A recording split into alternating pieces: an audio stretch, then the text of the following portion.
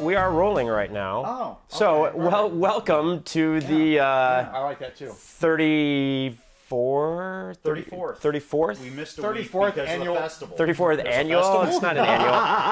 The 34th Sunscreen Film Festival. Yes, there is a festival. Which is why I woke up on the beach in St. Pete wearing the clothes I was wearing the night before. And it was just last weekend.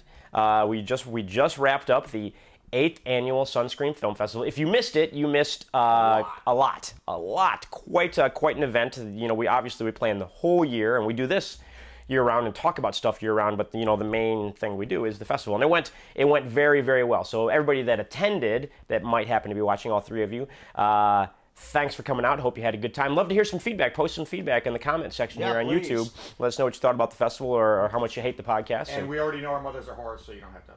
Yeah. Yes, you can forget those jokes. We've been told numerous times. So, but it was good. As always, I'm Tony Armour, Executive Director of the Sunscreen Film Festival.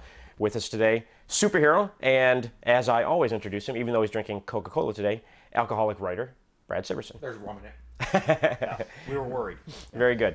So, the festival just wrapped up. Superhero, what do you think? What do you got to say about the This is what I told everybody before the festival. I said, come down, make some contacts, pitch your stuff, rub elbows, get to know people. I spent more time introducing people to other people, I think, than I did anything else. It was great. It was great. We had a wonderful time. Martin Cove was there. I met a lady that had actually been in the first Muppet movie. That was really cool. Yeah. And it was an amazing time. I did a lot of interviews on the runway with people, trying to free up time for him. Bunch of film students came out and helped me out with some stuff I'm shooting for Nation of Heroes. They were all fantastic. Tony gave them a good grade. It was just an amazing time from the word go. Yeah, no, it was crazy. You know, as always, people never see the behind-the-scenes insanity of they just see me running. Like, where is he going? I'm constantly running back and forth from one end of the theater to the other, not knowing that, you know, there's chaos somewhere. I did actually go up to this projection booth. Projection booth a couple times to watch Derek run around like, good Lord, throwing stuff in the air. But Tyler weeping. That's what it was. But other than that, you know. Yeah, it's organized, semi-organized insanity. But everyone did a great job. All of the board members and volunteers and everybody, you know, that it couldn't happen without everybody putting all the work into it to put it together. But it was and it's weird. We've all got like our little niche thing that we do. You know? Yeah. And it's exhausting. I mean, it is just. What I think is funny is I was tired and I didn't do any work. I think I carried a cable for you one time. The rest of the time I was just walking around and I was tired. Well, and then you know, just going to the. You know, the parties were great, too. I mean, you know, it's the stuff all day long. And all the guests, you know, I don't know if any of our guests actually watch this. I doubt that. But, you know, from Josh Adler to Jason Matthew Smith and Martin Cove and Matthew Ziff and, you know, Jennifer Blank Bean and everybody that came in and screened their films and did workshops. And, you know, it was nutso, but it was you had really good films this year, man. Good films. Everything I saw was just top flight. Top flight. We're going to have hopefully next week, Ryan Sullivan will come on, who made I Killed a Superhero. Yeah. He was at Pitch Fest. Yeah. And he said, God, you at Pitch Fest, you were the man. I can't. And I said, son of a bitch, why don't you come up and say hi to me? And he says, because I was scared of you. You were going to, you know, saw what you said about I Killed a Superhero. Oh, no, it's that guy. But yeah, everything in the film fest was just great. The horror block was amazing. Yeah, it was. That's someplace. That's always a genre where you can really bottom out if you're not careful. Yeah, it was really good. There was a kid there. He was in a movie about a horror movie going on in his head while he's in a coma, and I actually took him around to all the producers I know and introduced him to everybody, which seems to be a thing now. Here, if you're an aspiring actor in here. It's been so long since I've auditioned for anything. I still thought you had black and white headshots and everything. Nowadays, everybody has a business card with their headshot on it. And this kid, everybody I took him to meet, handed out a business card with his headshot on it. So I guess that's the way to go nowadays: is get your headshot put on a business card. And there's Bobby Hill. that the name of the agent yes, down there? yeah. She's been at it for 35 she's like a years. local casting director. Yeah, very nice lady. And but put your headshot on a business card to hand it out, because everywhere I took this kid to meet people, that's what he had. That's smart too, because obviously. And the horror block was great. Yeah, all the films we had. Killed a Superhero was great. We had some top-notch films this year. Some of the best films that we've ever had at the fest. This might be the strongest program of films we've ever had. I reviewed a couple on my blog too, so if you track down my blog, there's 2 on there. Under Mr. Satanism, is that what it's under? Yeah. What ended up happening to that crazy little Japanese stalker? Did she just I'm vanish not again? sure. They I'm went back not to sure. Japan. She probably went back. Well, so here's the story. So we had a couple of Japanese filmmakers show up at the festival. They were cool. They're probably watching right now. We had no idea they were coming. So if you are watching, thanks for coming, guys. They What's literally up, Mizuke? they literally just showed up at the festival. We're like, we're from Japan. You're screening our film. We're like, wow. And they spoke a little bit of English, but fortunately, we have a friend, thank you, Michi Falvo. Oh, she's great. Who is fluent in Japanese. She's really fluent. Yeah. She speaks it like a daimyo. Well, she is Japanese, or half Japanese. Amerasian. She's Amerasian. Half Japanese. So she speaks Japanese, so it was great, so she could translate for him and everything. But they had the main actress in their film had a... Old superheroes sitting in the movie watching it, and even though it was a chick flick, it was great. And I'm sitting in the movie like this watching it, and I look over, and there's this little girl-sized woman. She's about as big around as my thumb and about 80 pounds. And she looks over at me and smiles, and I'm like, oh, she's cute. And I go, looking at, my God, it's her! And Right. she came in and sat right next to me in the theater. It was the actress from the film who is not supposed to be within 500 feet of the directors of the film, but In Japan. Followed them from Japan here to the States.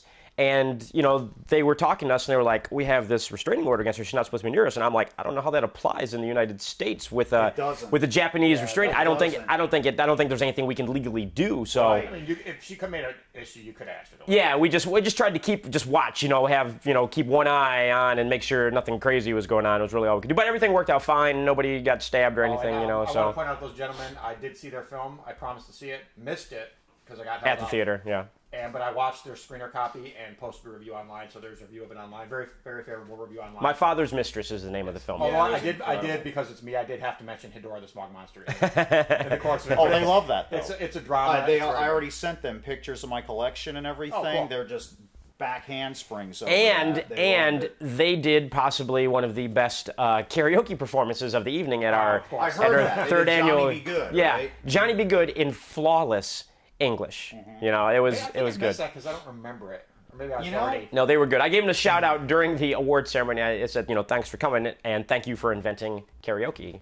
It's funny, you always hear stories about cultural barriers and what's going to be what you think will blow somebody's mind doesn't, and something else does.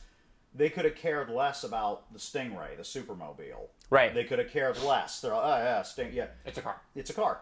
But I have my translator in my phone too, and I was being, just over the top nice to them and everything because they were good guests and everything. And I said, would you like a snack during the film? And they're like, oh, we're full, but we'd like something to nibble on. Yes. So I went and I got them a large popcorn and brought it back. And they flipped out there's pictures of them on my Facebook. With the large popcorn, they had never seen anything like a large popcorn, and that just blew their minds. And they sent me, "Oh, superhero, your generous gift," and everything. It's like, God damn, it's a large bag of popcorn, and that blew their minds. Yeah, I got a friend for They're life. probably like, he mortgaged that nice car. This is popcorn. I now have a friend for life. For over a large bag of popcorn, so you never know. Just be nice because you never know what's going to blow somebody's mind. And they don't sell like jumbo popcorns in Japan. That's why when do you ever, except for sumo, see like big oversized Japanese people? And back in the day, families would give up their rice ration and starve to keep their favorite sumo wrestler big. Yeah. Yeah. So it was just and they were apologizing to me, saying, we can't finish this, we can't, and I was apologizing to them, saying, we're Americans, we throw shit away, I'm sorry, and I'm sorry, and I'm like, I'm sorry, and then, hey, there's your stalker, and the movie was really good, and just a crazy time. They were surprised how much I knew about the Japanese film industry. Oh yeah. Yeah, they were probably amazed to come over here and have you like know all this stuff about their industry. Yeah. And have someone who could speak fluently translate for them. They probably were like, "Oh, this is great." Well, it's And Krogi, everyone wins. like their main actress. She was this beautiful older Japanese woman that was in there, and I was like, how did you get her? Because I know that in Japan, actors go to work for a studio, and they work for a studio their whole lives, and they retire from the studio. They work in the studio bowling alley.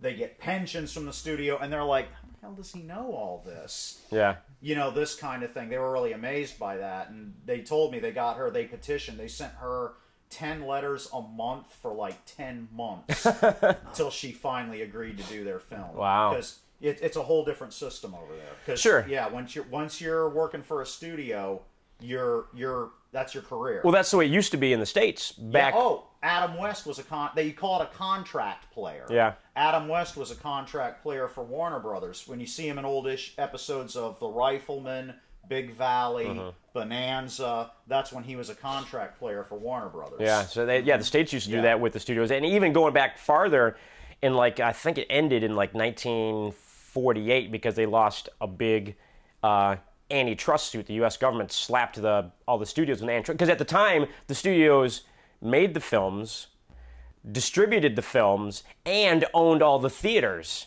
So it was like a total monopoly. They could do whatever they wanted. And then, did the whole anti-monopoly thing and basically took the theaters away from them, and so they could only make and distribute the films.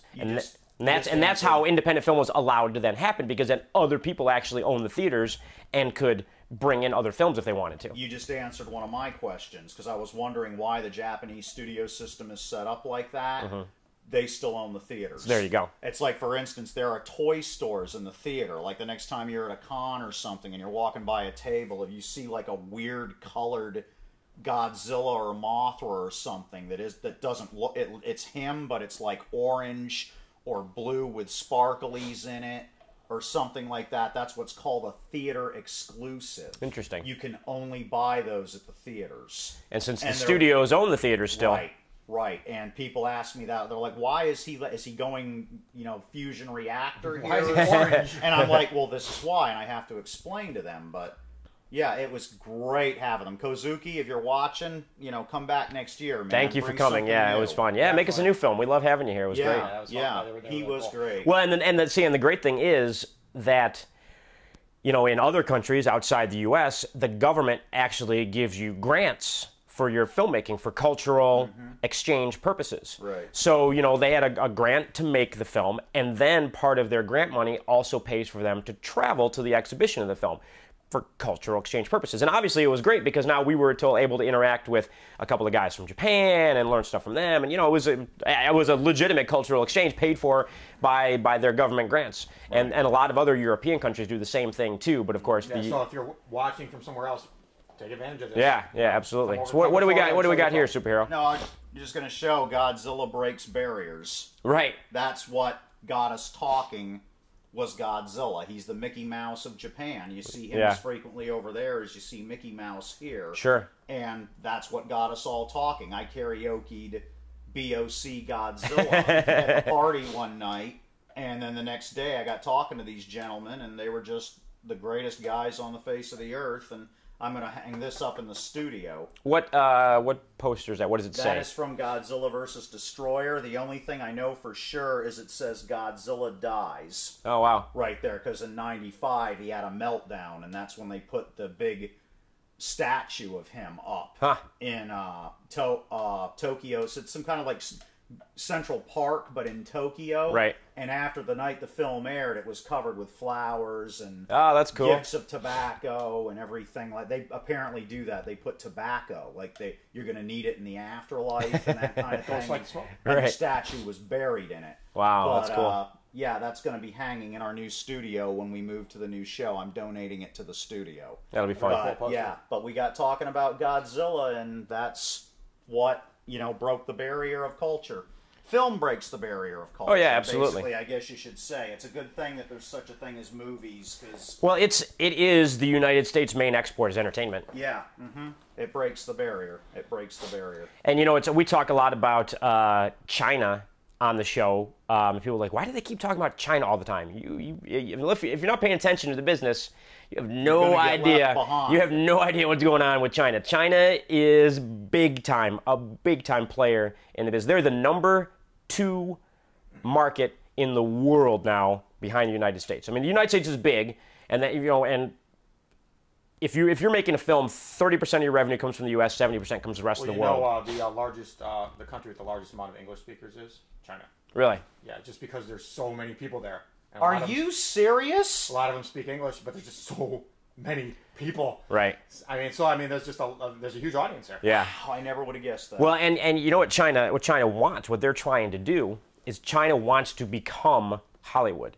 They want to create a system, the way Hollywood exports American culture around the world and puts all these films everybody watches, everybody knows the stars. China wants to do the exact same thing, which is part of the reason they bought AMC theaters. So that they can. I didn't know they bought AMC theaters. Yeah, China now. Wait, not China, the country, but Chinese. A Chinese company. It may be China, the country. Yeah, because their system is different than ours. Yeah. They're slowly moving away from Maoism and that kind. But they still have a very, very strict system.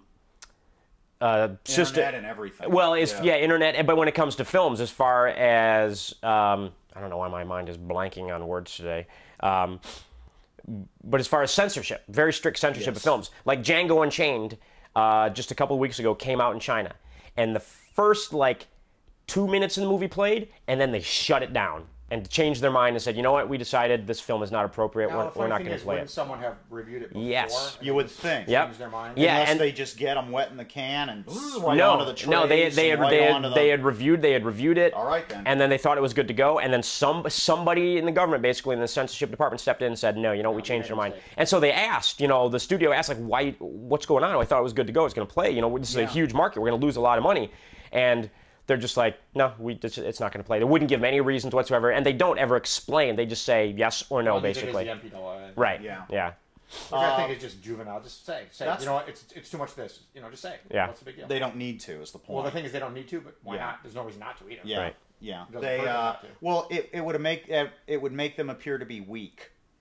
Maybe. If they gave a reason, it would make them appear to be weak. They're a communist totalitarian system. Yeah. And you don't need to give a reason. We don't have to give a reason. Just not. Right. Right. You are to just accept the fact we're the parents. So. Yeah. There you go. I'm your dad, and I said so. Like the that's bumper why. sticker says. Yeah. That's one thing that really blew my mind, and I actually find it grossly offensive. I may not go see the movie because of it, even though I saw the first 2 in the theaters. Is the new Iron Man movie? Oh yeah, what's that? They turned the Mandarin, who is this time-honored, positive, powerful Chinese role model with his 10 rings of power and his Fin Fang Foom, the big Godzilla-sized dragon that hangs out with him and everything like that, into an Arab terrorist. Really? That offends I would be less offended if Tony Stark was standing in a Chinese laundry going, "Please, Mandarin, give me my suit back. It's a Pierre Cardin suit." And Mandarin was like this going, "No, Iron Man. No tiki no washi. Calgon, ancient Chinese secret." That would be less offensive than turning the Mandarin into an Arab terrorist. Yeah. That was disgusting. That's worse than Johnny Depp playing an Indian. Right. I couldn't believe that. I was like, you got to be... And now that the reason it's such a stupid maneuver, too, is China's such a huge market. Well, I think... Why? I don't know for sure. I think they're afraid of all those Cold War villains. They're afraid they're outdated. But you know what? I find it offensive. Well, part of the problem is they don't want China to be mad that the bad guy's Chinese. No, you don't get it though. But he's cool, right? Or put Yellow Claw in there. But were they going to make Yellow Claw? It's. I think it's a different perspective. We see it as he's a strong, cool, Chinese character. He's Iron Man's arch enemy. Right, and now the studios are like, oh, we don't want to piss off China because then they won't show the movie and we'll lose millions of dollars. Issue 100 of Iron Man. I remember when I was a little kid. That's a big thing for a comic. At least it used to be. When you hit issue 100, That's a big thing. Well, nowadays they get about issue. 10 issues and they decide to reboot and start it over at 1 again. Right, So, right. You know. He hit his 100th issue, and the Mandarin was the villain. Yeah. At issue 100 because he was Top Gun. Well, they he still was the Iron Man. The most recent like run of Iron Man comics. Mandarin is like the main bad guy that is like got Stark under his thumb. Like still today they have him as like the main baddie. Okay, so now we're gonna totally be offensive and change his cultural heritage. Yeah, I just blows my mind, especially since China is such a huge market. I can't. Well, it doesn't surprise me though, because I think they're doing it just because they don't want to make the Chinese censors mad. Because actually, I'll have to double check it, but I believe I'm 99% sure on this. Part of the Chinese censorship thing is you're not allowed to show anything from China in a bad light, and it's there's certain levels of the Mandarin. We love the Mandarin. Right. We love the Mandarin is positive Chinese role model. He's a, that I just don't get it. Right, to us, but if the Chinese censors were to say, because I guarantee that they consulted with somebody in China and probably asked them, if we do this, I know part of your censorship is don't show any Chinese people or characters in a bad light. Would you consider this in a bad light if he's the bad guy in an Iron Man movie? And I'd like to interview somebody from associated with the film to ask that question. I don't know how far up the chain he was, but we know one of the set designers. Yeah. So we could ask. Yeah, absolutely. Yeah. So I'd be curious to find out about that because that comes out less than a month, I think. Like next week, maybe even. Yeah, but something soon. Well, that's why so many Hollywood movies are so flat now. Oh, we can't piss off the Chinese. We can't piss off Pepsi Cola. We can't piss off this. We can't piss off that. Right. I saw the first two in the theaters, and I don't know if I'll see the third one or not. I saw the first one, and I liked it, and I kind of lost track of it. Yeah. I own a copy of Captain America, which I haven't watched yet. I haven't seen Avengers. Yeah. Avengers is good. I have we should watch it sometime if you want to see it. I haven't had time to watch the DVD since I've had it. That was one of the, speaking of the superheroes, that was one of the better films at the film festival. Was I Killed a Superhero, and that's only 12 minutes long. Can these guys do anything with a film that short, or are they literally just making it for giggle snorts? There's no way you can calling card. Short films are business. Short films are business cards, is what they are. Yeah. And one of the best guests that we've had at the festival, and not just this year, but in any of the years, was Josh Adler. Josh, thanks again for coming. Really appreciate it. Josh, great guy, and I saw his workshop. His official title is literary manager, which is like, oh, literary manager, but he's so much more than that. Agent, manager, whatever you want to call it. He's a power player in the industry. Wasn't he the gentleman sitting next to Mrs. Ziff? In Pitch Fest, I think you pointed him out to me. No, that was a different. He was on the far end. Okay. On the far end, and the part. And if you watch the video, go find in the videos here, or maybe I'll put it in the middle of this podcast. Right here would be a good spot.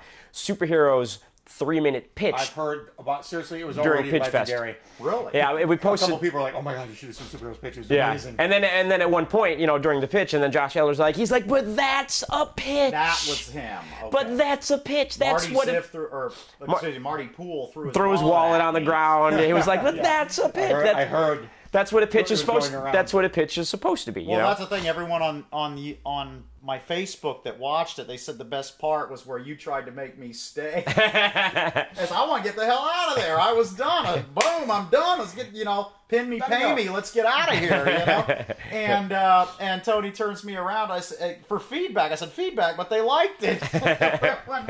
Don't ruin the moment. Yeah. But I'm glad I did, because if you hadn't turned me... By the way, did anybody from the film contact you? They wanted to thank you. Some on Facebook, posts on Facebook saying thanks and everything. Yeah. But what I was saying about Josh is just the wealth of knowledge and information. And, one of the things talking to him, not just like during the workshops, but just talking to him in private, just chatting and whatnot, was he's like, you don't understand. He's like, Hollywood executives spend hours every day on YouTube looking for talent.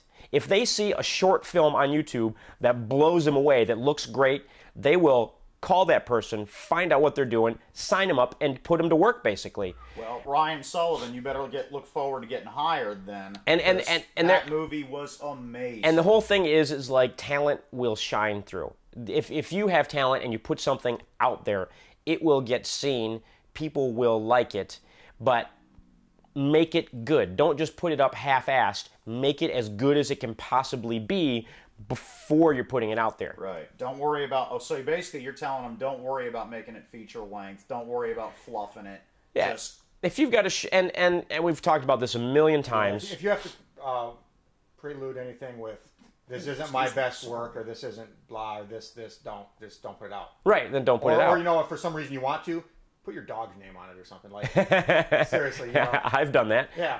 To get feedback. Right. I've done that to get feedback on scripts. I put my dog's name on the script, send it out. Don't tell anybody it's mine. Get the feedback and then rework it. Surnames. Yeah. I've got stuff out there that I put out just to make money, books, just for money, and they all have, I've grind them out quick, but they don't have my real name on them because they're not my best work. They're just money grabs, and I don't want anyone to read that and think that's what I can do because it's not necessary. Right, yeah. And then the other thing about short Richard films, Bachman. your short film, your short film should be no more than 15 minutes. I mean, really, you start pushing over 15 minutes for a short film, you're not a short film anymore. It's not short. It's hard to program at film festivals. People lose interest and don't want to watch something that's that long. It should be like a short story. You just only important parts. Well, yeah, and like in a film, you have time to maybe have a subplot, some tangents, some more characterization. But in the short film, you just need to boom, boom, hit the story points, make your point, and get out. Well, here's something to think about too. Maybe this is speaking more to a little older age group than people say in their 20s or 30 range. Is the old Warner Brothers cartoons, Bugs Bunny and all that sort of stuff you used to love to watch as a kid. Those originally all ran as short films before the features. Yes. And they are 7 minutes long. Like Abraham Exactly Simpson. 7 minutes long. Abraham Simpson says, when I was a kid, you got a movie, a newsreel, a cartoon, a bag of popcorn, and a whooping, all for a nickel. Yeah. Yeah. And there's a reason that they made those 7 minutes long. Yep. Because that's sort of like a sweet spot for attention span for people, basically. Even in the 40s and the 50s, they knew 7 minutes is good. That's why TV's broken up that way. Right. It used to be every 15 minutes, and now it's getting more. Yeah, and that's, if you think about your commercial breaks on television, you open up with your teaser that's a couple of minutes, you get a commercial break, then you get like a, 7 to 10 minute segment commercial. If I need to watch a movie like that I know is going to be boring, I'll watch in 10-minute breaks on YouTube. Yeah. It's so much easier to get through it. Feature length was much shorter back then, too. For instance, Superman versus the Mole Men is just over 50 minutes long. Yeah. But the reason is, like you said, they were newsreels, cartoons. Sure. They were You were double feature. you were still at the, it was part of a double feature. You're right. you're still at the movie for a couple of hours because you had two double. Probably close to 3 hours, but you're getting breaks and Yeah. attention. How long was it? This is something I don't actually know. How long were newsreels typically? Just a few minutes. You can, just a few minutes. Like I just watched one the other day on the Hiller. Let's see if I can Hiller find Hornet, out the helicopter that had rotor ramjets in the rotors, and it's only 2 to 3 minutes, Tony. Somewhere between 2 and 3 minute window. I think they just type in old news. They range. I'm looking here, and like this one for talking about the Battle of the Bulge is almost 8 minutes long. So, but they probably range in that 3 to 10 minute range, essentially, depending on the content. Well, back then, Tony, that would be considered more days what you call a special interest. Yeah, story, and that's a war from the War Department. It's like On the march. Oh yeah. Nowadays, you see, here's a new cure for syphilis. And then you move on to the helicopter. Right. One day, helicopters will be in everybody's garage, and you will fly them to work. By 1980. By 1980, way in the future. Yeah.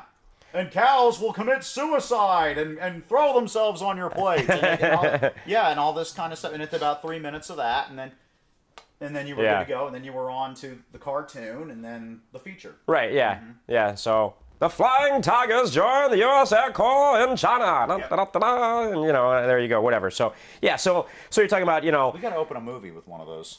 We got to make it. That'd be fun, actually. It's been done. Yeah. Oh, that has to be superhero rescue. Yeah, the Citizen Kane sort of did that, I think. Old superhero fought Captain Nazi today. Yeah. So you figure, you got like a 3-4 minute newsreel. You got a 7 minute cartoon. What else you got to open it up? Newsreel, a cartoon. So you got 10 to 15 minutes, a newsreel and cartoon. Cliffhanger. A cliffhanger. Oh, cereal. And then you got right. Remember, depending on back then we watched Tom Tyler's Captain Marvel, which is considered to be one of the most technically accurate and well stunt made superhero films of all time, and we'd sat around here, and once a week, we remember we'd watch a movie every week. Oh yeah. And right before it, we'd watch an episode of Tom Tyler. Yeah, we that's right. I forgot we did our own little. I have a serial that's like a G-Men on Patrol kind of thing that I got the whole thing of. I have to watch at some point. We should do that with that. Yeah. So, anyways, the point of this long, convoluted story is make your short film, make it your best goddamn short film.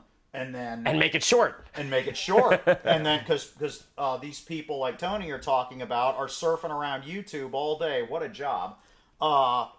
Looking for you. Cat. This is good. Right. Looking for you. So that's one way. You're in the era of self-promotion now. Oh, it's just like me at Pitch Fest. Like, this kid, I was taking him around by the hand, introducing him to people and that kind of thing. And he was in a short film. If I had been the big man on campus, I would have walked up to this kid and gone, "Son, I'm going to make you a star. Let's go." Right. And we'd have been out of there. Because you saw his film, you loved his work, and then... Right, exactly. And it was all because of a short film he was in. So, yeah, by all means, make your short film and put it up. I've got Ryan's, I Killed a Superhero right up there. I brought it back with me. Yeah. And even if you're flashing them around, it doesn't have to be anything. This is a burned DVD. You know, that's all it is a damn burned DVD too. You know, it's that simple. That's all. You know, when you're handing them out, or if you've got it up on YouTube or whatever. So, yeah, just in today's world, it's easy. It's hard to get found because there's so much stuff out there. But if you make it good, what was it? Penn Jillette said it's like wading through a swimming pool filled with raw sewage because you know there's a couple diamond rings in the bottom somewhere. Right. Which, on a side note, did you hear about the Tampa woman who swallowed a diamond? No. There's some local fundraiser thing, and you paid whatever it was, $20, and it was all going to whatever, and there was like a jewelry company there who, in everybody's champagne glass, put a cubic zirconium, but in one, they put a diamond. Right. And so everybody's pulling out their cubic zirconiums or whatever, and this like older lady went and like swallowed the whole thing and swallowed the diamond. And this is the most bizarre coincidence ever. But it was actually the diamond. Actually the diamond. Coincidentally, because she's an old lady, she had a colonoscopy scheduled for 2 days after that. This is absurd. So this is in Tampa. Here's your short film. This is in Tampa. And so, only in Florida. And so, during her colonoscopy, they were able to retrieve the diamond that she swallowed. And so she got a diamond out of this. And of course, like, Letterman and all these other people were wanting to put her on. And she was like, no, I don't want to go on Letterman for the woman who shit diamonds, basically. Yeah, why would you do that? It's nice that someone has some integrity. Right. Too many people are like, I could be on TV. Yeah, but it's for beating your child to death. Well, but I could be on TV. But I could be on TV, right. Come on. No. Yeah, no, it's nice to be like, I don't want to be known forever for the rest of my life, however short it may be, as the woman who swallowed and crapped a diamond, basically. It's ridiculous. There's nothing wrong with that. So if you can't hear because the audio coming from the other room, you hear, there's nothing wrong with that. There's nothing wrong with that. Clara Peller was a late bloomer. She was a set makeup artist. And she was so deaf and everything by the time she became the Where's the Beef lady. Oh, yeah, Where's the Beef lady? Yeah, they just said, Clara, you want to be in the commercial? She's like, sure, what? Stood up there, and they'd tug on her here. So a grip would tug on her dress so she knew when to say, where's the beef? And yeah, but she was a late bloomer. Very late bloomer. Well, yeah. But you know how much money she made from those commercials? Oh, good. Probably a lot. Yeah. Yeah. And then she went on to do other things for other companies where she'd say, I finally found it. Right. Yeah, and she made a ton of money doing that. So she's got to be dead by now, I'm guessing. Oh, yeah, she died. If you were the lady that swallowed the diamond, I say all the like the Weintraubs and stuff like that, they'd all want you in their commercials. Sure. Yeah. So why not? Well, the guy who put the diamond in the glass and that she swallowed, you use that lady and run some sort of ad or do whatever. You'd be creative with it. Yeah, I swallowed diamonds and it doesn't taste as good as this champagne. Perfect. That's great. That's a great little. I'm a pitch guy. What do you want? That's right. Somebody make it happen. One thing I didn't meet enough of at the festival, and I need one desperately, is an animator. Yeah. I need an animator because we're pitching again, and we've got access to a distributor now. That's one thing I learned at the festival now. Now everyone has access to distributors. Yeah. You don't have to go, oh, please, please. And like, someone asked me the other day, well, they've got 14 episodes of a show done. What network do they go to? And I said, well, first of all, it's not 1985. So they don't have to go to a network, and they get beaten up by the guards at the gate and thrown out anyway, and it wouldn't matter because they're not J.J. Abrams or Belisario or somebody like that. Nowadays, you've got access to guys that are going to put your film up, and distributors will come looking for you. If you got 13 episodes of something, you syndicate it. Right. You syndicate it. Right. That's what I gave him Dwight's business card and said, have them go to Dwight, put it up on his site, and somebody will shop it, and somebody will buy it. Which reminds me, I need, like I was saying, I need an animator right now. We've got 13 episodes of Naked Man ready to go. We've got they're already written. All they need to be is animated, and I need an animator desperately. Well, the interesting, the tough part about animation is it's so time consuming. I know. We need an animator. So time. We need somebody. You need like a and the thing is, when you talk about animating, if you're gonna have one guy animate 13 episodes of something, it's gonna have to be like South Park style animation. Well, you know what I mean? Yeah. Aqua Teen Hunger Force. Right, exactly. Like a simplified... But that's what we're looking for. Or if it's a couple of you. We just want to get there. It's already written. All you got to do is animate it, and if you want in, we'll put it up for the distributors. If you want in for a slice, contact me on YouTube or contact me below in the comments and this kind of thing, because we need an animator to get Naked Man onto Adult Swim or wherever the heck it's going to end up. Well, Superhero... you met a bunch of the Art Institute students who came out and helped out the festival. There are also a lot of animation Art Institute students who didn't come to the festival because that's what they do is animation type stuff. They're too busy animating. Right. Good point. Yeah. And so, I'm actually pleasantly surprised at the quality of stuff that they do. We had some pretty good stuff from a lot of those kids. Yeah, I should start hitting you up I need cover art at some point. Yeah. Yeah. So since I lost my cover artist, just do that. I'm sure I can find somebody who can work cheap at first, and then absolutely. Absolutely. See the buttons ready to push. We should be getting. Oh, your coffee. I was like, button. What button? There's a coffee button. The self-destruct button. So, but yes, things wrapped up well at the festival last week. We have a newsreel going in the background here. Superhero, I think we are about ready to wrap up the episode for this week. You got anything particular more you'd like to say? Superhero's coffee is about done. I'm just glad we had a good pitch fest and everything. Yeah. Everything went great. So thanks again for tuning in for podcast number 34. And we will see you for 35. In a week. Next week. Hopefully.